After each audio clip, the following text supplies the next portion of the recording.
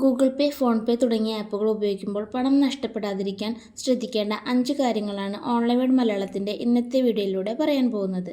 അതിനു മുന്നേ ചാനലൊന്ന് സബ്സ്ക്രൈബ് ചെയ്യാൻ മറക്കല്ലേ.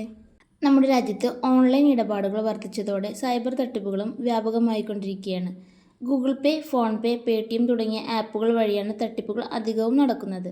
വ്യാജ പേയ്മെൻറ്റ് റിക്വസ്റ്റുകൾ വഴിയുള്ള ചതിക്കുഴികളിൽ വീണ് ഒരു വലിയ ശതമാനം ആൾക്കാരുടെ പണം നഷ്ടപ്പെടുന്നുണ്ട്. തട്ടിപ്പുകൾക്കെതിരെ ജാഗ്രത പാലിക്കുന്നതിൻ്റെ ഭാഗമായി UPI ആപ്പുകളിൽ ശ്രദ്ധിക്കേണ്ട ചില കാര്യങ്ങൾ പറഞ്ഞുതരാം. ആദ്യത്തേത് ബയോമെട്രിക് ലോക്ക് അല്ലെങ്കിൽ ആപ്പ് ലോക്ക് ഓണാക്കുക എന്നതാണ്. ഫിംഗർ പ്രിൻ്റ് അല്ലെങ്കിൽ ഫേസ് ലോക്ക് ഉപയോഗിക്കുന്നതിലൂടെ നിങ്ങളുടെ അനുമതിയില്ലാതെ ആർക്കും നിങ്ങളുടെ ഗൂഗിൾ പേയോ ഫോൺ പേയോ ഉപയോഗിച്ച് പണമെടുക്കാൻ കഴിയില്ല.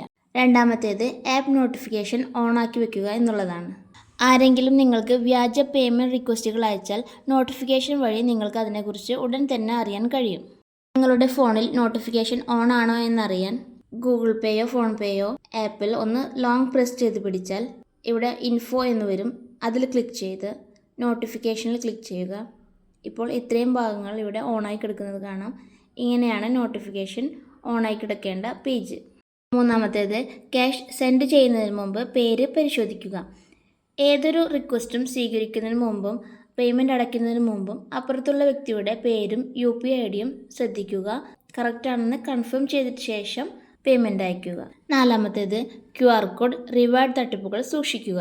വ്യാജ റീഫണ്ടുകൾ, ക്യാഷ് ബാക്കുകൾ, റിവാർഡുകൾ എന്നിവ വാഗ്ദാനം ചെയ്ത് QR കോഡുകളോ ലിങ്കുകളോ ഹാക്കേഴ്സ് അയക്കാറുണ്ട്.